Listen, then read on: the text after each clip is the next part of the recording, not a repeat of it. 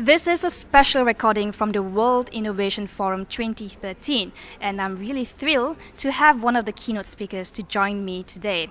Now, if there is a superstar in the education arena, this person next to me would fit the bill perfectly. I have Mr. Sugata Mitra. Thank you so much for spending some time with Astro Awani. Now, firstly, you have bold ideas. You're well known for your bold ideas that you said that the current education system is obsolete, is outdated, and will not be able to meet the needs of the future. Could you tell us a bit more about your ideas? Well, it comes from a couple of premises. The first premise is that if you look at the model that we use right now, it is basically a 19th century, early 20th century model.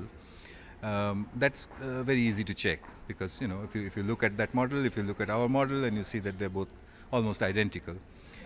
Then if you look at what was that model created for, then that's also very well documented. It was basically created to create an administrative workforce to administer large parts of our planet. The Spanish would administer South America, the British would administer India, like that.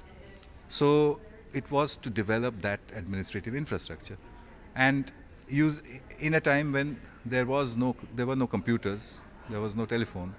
So they used the best of the technology that they had, which is paper and pencil and rulers and that sort of thing, and devised a system which said teach people how to obey orders, how to follow instructions, and then put them out in the field. They did a perfect job, and it was well done. It's just that we don't see that we are stuck with that in an age when those are not the requirements anymore. So what are the requirements? Our requirements today is that you should be able to solve problems collaboratively using as much technology as you can. In school, you're taught exactly the opposite. Okay. So we're talking about future of learning here. What is lacking in the present education system? You see, first of all, you're not allowed to use any assistive device. Whether it's a tablet phone, whether it's a tablet, whether it's a computer, you're not allowed to use any of that. You're not allowed to use a search engine. The moment you walk out of school into your first job, you're expected to use only all of these things. So if somebody asks you a question and then you come back and you say, well, I went to the library but I couldn't find anything, the first thing your boss will say is, but did you look on the internet? And if you said no, then he would be quite surprised. And then if you said, in school they told us never to do it that way, he would be even more surprised. So clearly there is a mismatch. You're also well known for an experiment that you did in 1999, the hole in the wall, whereby what you found was kids are able to learn themselves, driven by curiosity and interest. Tell us a bit more about it, and how has it developed since the first experiment? Well, the results of those first experiments were that groups of children could teach themselves how to use a computer. And then having taught themselves how to use a computer, they also learn how to navigate the web to find other pieces of information. So that's when I learned that this is possible, that if children are kind of immersed in a cloud of information, and if they're unsupervised, then they can group together and produce collaborative learning on their own. So then I took that further forward to say that can I bring that into the classroom? And you can. So basically what you do is you disrupt the classroom. Instead of having orderly, quiet children, you have children who are allowed to talk to each other, allowed to make groups and so on. And interestingly enough, you should not give one computer to every child in that classroom because then they'll again get isolated. You give a few computers and have the children cluster around those and talk to each other. And it gives you the hole in the wall inside the classroom. We call that a self-organized learning environment, or a SOL. And that is available on the net. You can download how to do one. And what does the teacher do? The teacher then poses a problem, conducts the SOL, and then summarizes the result.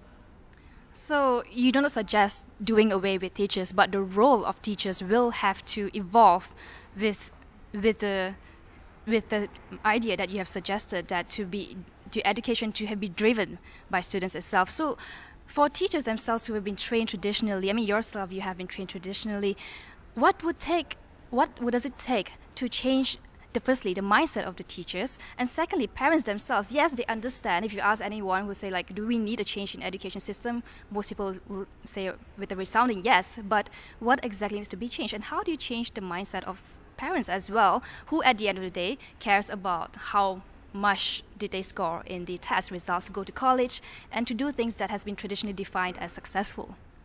I think that the easiest way to make a change in both of these people, teachers and parents, is to change the examination system. It's not as though parents don't want their children to be creative, don't want their children to be happy and free to learn what they like. They all want it.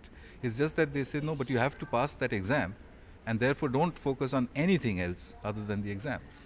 The teacher knows that this is the demand of the parent, so she then also has to give up everything about creativity and teach to the exam. So the examination is actually driving the whole system the way it is right now. If we change that, we'll change everything else.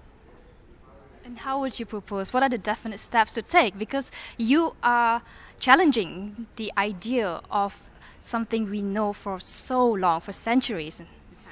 I think it's the simplest thing on earth actually. All you have to do is allow the use of an internet connected tablet during the examination. That's all it will take to change the whole system, if you think about it. Because the person setting the questions, he has to change. Because, no point putting a factual question. You as the teacher, you have to change completely. You won't ask people to remember facts. Instead, you'll say, learn how to search properly. Learn how to read quickly and understand. Okay? And you as the parent, instead of saying, don't waste time on the examination, don't waste time on the internet, study for the examination. Instead of saying that, you'll say, be on the internet all the time, be online all the time. And your project, School in the Cloud, is exactly encapsulates this idea of yours, that is to allow children from the most remote areas, the most rural areas, to go online to search information and to get mentoring as well. And I heard grandmothers are involved in it too. Yes. Well, when children work by themselves, the presence of an adult actually hinders the learning. Okay, they freeze up. So I take away all the adults and I get better results, except for one adult. The one kind of adult who does not have this disabling effect are the grandparents. Okay, I don't know. I think children relate to grandparents quite differently from how they relate to their own parents and, of course, their teachers. So a grandparent is not seen as a threat of any sort. In fact, what they like to do is to show off to a grandparent. And what that means in terms of learning is that if the grandparent says, my God, how did you learn that? Then the child will say, wait till you see what I do next, and we'll do the next step. Okay. So this, you also recently won the TED prize of $1 million to bring the idea into life. Can you tell us a bit more about, visualize to us the classroom, your future classroom? How would it look like, School in the Cloud? It doesn't look like a classroom. It looks like a cyber cafe for children, actually. And there is also one big screen on which you can get a Skyped-in granny if you want. Otherwise, the children are on their own. And all that I'm trying to see with this TED money is I'm setting up 7 different places, 5 in India and 2 in the United Kingdom, just to see what it does to one parameter, reading comprehension, and whether it impacts reading comprehension quickly enough for the children to use the internet effectively. Your experiment has worked, has proved really well in places in rural India and in more developing countries.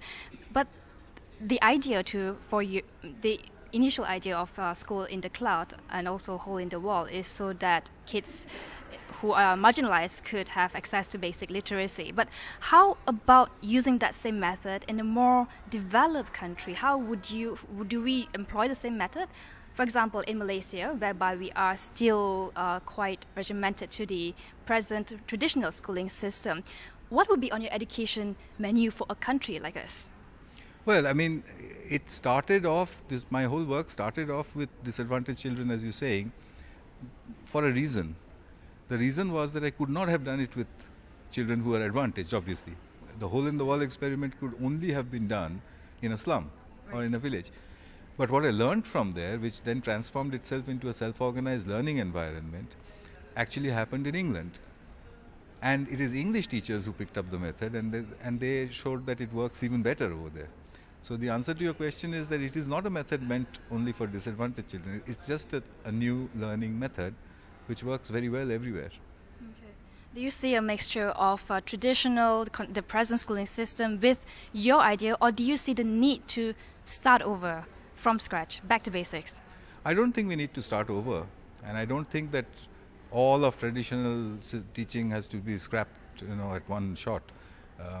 There are lots of very nice things about traditional teaching. So I think somebody needs to do a rational, healthy mix of the two.